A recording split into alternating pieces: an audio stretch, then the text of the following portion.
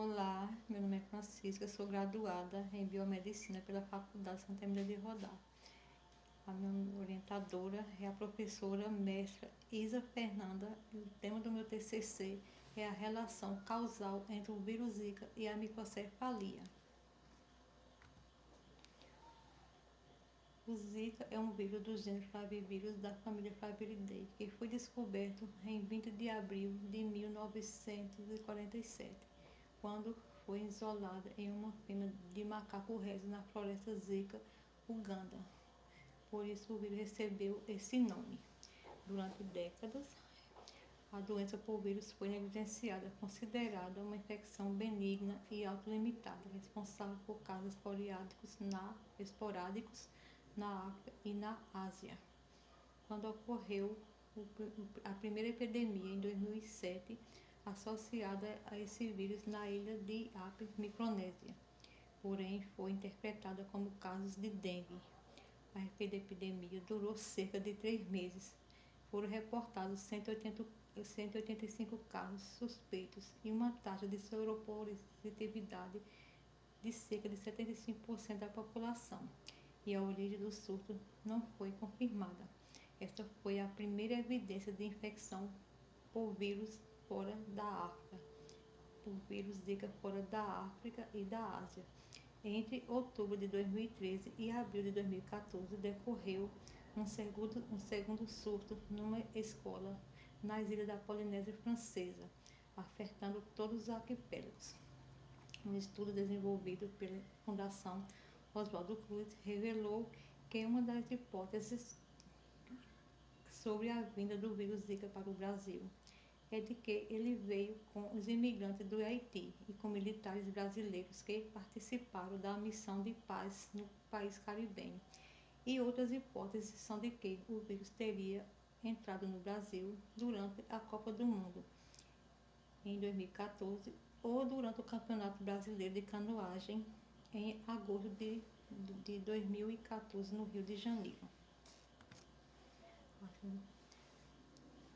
O primeiro caso de transmissão no Brasil ocorreu em maio de 2015 e se multiplicou rapidamente, o que levou o Brasil a ser considerado o país da América Latina mais afetado pelo vírus Zika, com aproximadamente 1.500.000 casos entre 2015 e 2016. A transmissão do vírus Zika ocorre principalmente pela picada do mosquito Aedes aegypti, muito presentes nos trópicos e reconhecido como transmissor da dengue, febre amarela e chikungunya. Este mosquito costuma viver muito próximo das pessoas em suas residências e tem o hábito de realizar o respaldo sanguíneo, principalmente durante o período do dia. O ciclo infeccioso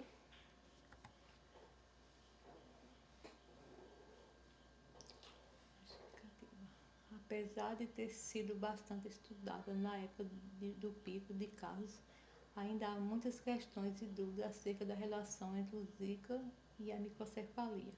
Por isso, este trabalho justifica-se diante da necessidade de difundir informações sobre essa relação, bem como de orientar a população sobre essa doença e suas consequências. O objetivo da pesquisa é averiguar qual a relação do Zika vírus com os casos de microcefalia. Os objetivos específicos são realizar um levantamento do número de casos na Paraíba, relatar quais as principais dificuldades que as mães de crianças com microcefalias enfrentam e orientar sobre as formas de prevenção. A presente pesquisa trata-se de um estudo exploratório e descritivo realizado através de levantamentos bibliográficos, para o qual foram utilizadas bases de dados de artigos científicos como Cielo, Biblioteca Virtual do Ministério da Saúde, PubMed, foram considerados artigos publicados entre 2015 e 2019 no idioma português e inglês, cujos temas referem-se à história, sintomatologia, diagnósticos e consequências da Zika. Então, vou falar um pouquinho do resultado de discussão. A microcefalia é considerada uma anomalia do crânio que afeta o desenvolvimento normal do cérebro. Os bebês nascem com o perímetro cefálico igual ou inferior a 32 centímetros. Porém, estudos comprovam que essa anomalia complexa e multilateral pode se desenvolver devido a um processo infeccioso durante a gestação e, por isso, ela não é considerada uma doença, mas sim um déficit no desenvolvimento e crescimento do cérebro. O desenvolvimento da anomalia microcefalia relacionada ao vírus Zika não é totalmente conhecido, porém acredita-se tem início com a infecção da placenta por proteínas virais que atingem as células de Hopkins e alguns histocitos, danificando a barreira placentária. Fatores associados à imunidade e nutrição materna também podem interferir na transmissão. Além disso, existe a possibilidade de o vírus Zika também ocasionar demora na divisão celular e na formação de neurônios. As manifestações intrauterinas pelo Zika são mais graves quando ocorrem no primeiro e segundo trimestre da gestação, principalmente no primeiro trimestre, e variam desde morte fetal até malformações congênitas, que incluem pele redundante no escalpo e nuca, cutis e girata, baixo peso ao nascer, perda auditiva, malformações oculares e no sistema nervoso central, como meningio, encefalite precoce e vasculite, com alterações nas neurogênese, sinaptogênese e migração neuronal. Alterações na neuro.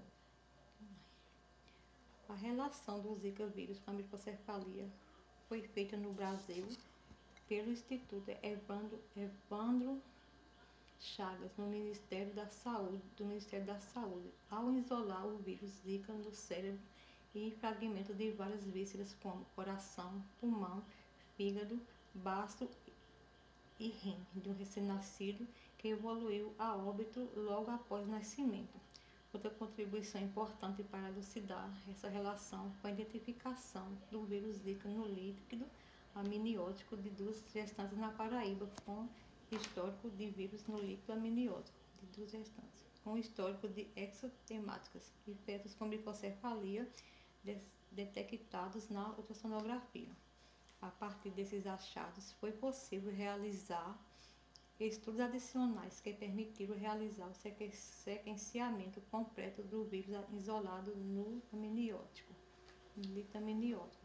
Diante da confirmação dessa relação, as 3 esferas de gestão intensificaram as ações e implementaram o Plano Nacional de Enfrentamento da Microcefalia, em 5 de dezembro de 2015, o qual prevê ações de vigilância dos casos de microcefalia e Zika, notificação obrigatória dos mesmos, controle vetorial e organização da atenção à saúde para acompanhamento e cuidados das crianças acometidas. Atualmente, mulheres brasileiras enfrentam enormes incertezas e sofrimento por causa da epidemia do Zika. Em 2019 foram registrados 1.649 casos prováveis de Zika em gestantes, sendo 447 confirmados. Na Paraíba, em 2015, 19 casos de microcefalia associados ao vírus Zika foram confirmados, sendo na época o segundo estado com o maior número de registros de casos. No ano de 2019, esse número passou a 220, o que deixou o estado na terceira posição, ficando atrás da Bahia e de Pernambuco.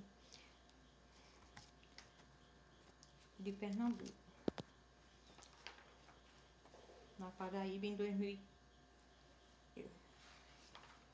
da Paraíba e de Pernambuco.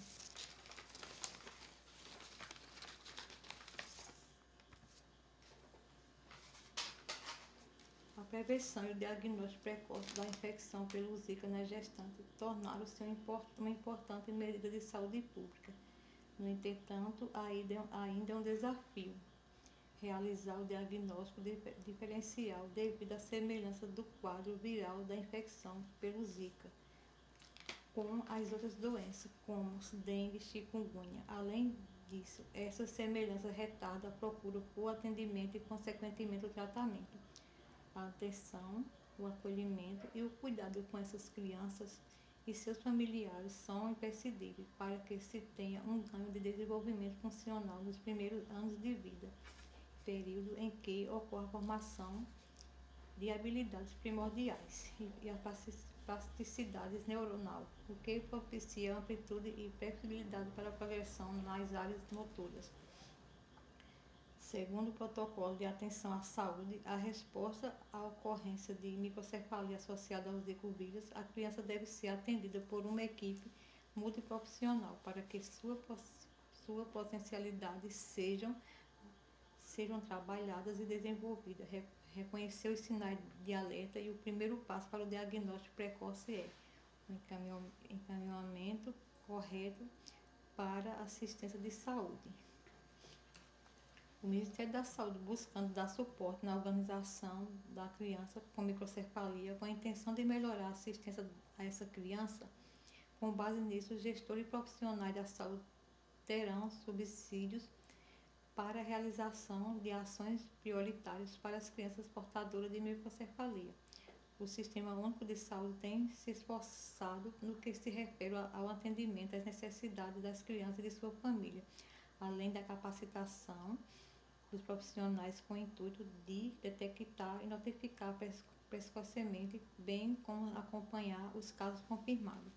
Em uma tentativa de melhor atender os bebês com microcefalia, foram construídos centros especializados de reabilitação. No país, os pais são responsáveis pelo acompanhamento desses bebês. No estado da Paraíba existem 11 centros, 2 em João Pessoa e os demais em Campina Grande, Monteiro, Princesa Isabel, Piancó, Souza, Catolé do Rocha, Pasos e Conde. No entanto, a insatisfação das mães com o atendimento realizado nesses centros, principalmente no que se refere ao tempo de espera, ao atendimento, ao agendamento das consultas e encaminhamentos são ineficientes. É importante ressaltar que o tratamento da microcefalia é longo e exige muito dos seus cuidadores, que precisa reorganizar sua vida para atender às demandas das crianças. O apoio emocional e psicológico às mães é essencial para o enfrentamento da patologia, pois a insegurança e receios das mães podem comprometer o itinerário do tratamento. Apesar de extremamente importante, nem sempre os membros da rede familiar dão o apoio necessário às crianças com microcefalia e suas mães. Apesar de todos os estudos e investigações realizados acerca desse assunto, ainda há muitas lacunas no que se refere à atuação do vírus Zika no processo de embriogênese do cérebro e do desenvolvimento de microcefalia. É preciso conhecer mais sobre esse vírus e as complicações causadas pelas infecções. Estudos epidemiológicos, entomológicos e de ciências básicas são fundamentais para permitir o preenchimento dessa lacuna. Além disso, a rede de atendimento precisa de adequações para oferecer um melhor atendimento, o acompanhamento para as crianças com microcefalia e seus familiares, principalmente no que se refere ao agendamento das consultas e encaminhamento para exames e terapia, bem como a realização de campanhas educativas e de conscientização sobre essa patologia, com o intuito de minimizar ou eliminar o preconceito a que essas crianças são submetidas em razão da sua condição. Agradecimentos. Agradeço primeiramente a Deus por estar me guiando e me dando força nos momentos desafiadores da minha vida, porque sempre ter estado comigo e me ajudando a superar minhas dificuldades. Faço um agradecimento ao meu pai, desde cedo, ter me ensinado a lutar pela realização dos meus sonhos e mostrado que isso tudo é algo valioso. Agradeço aos meus filhos por sempre estarem do meu lado, e me ajudando na resolução dos meus trabalhos durante a minha jornada. Faço um agradecimento à minha orientadora Isa Fernanda Martins Santos de Moura pelo carinho e dedicação, me auxiliando no meu desenvolvimento pessoal e profissional acadêmico, dando total apoio na resolução do meu trabalho de conclusão de curso.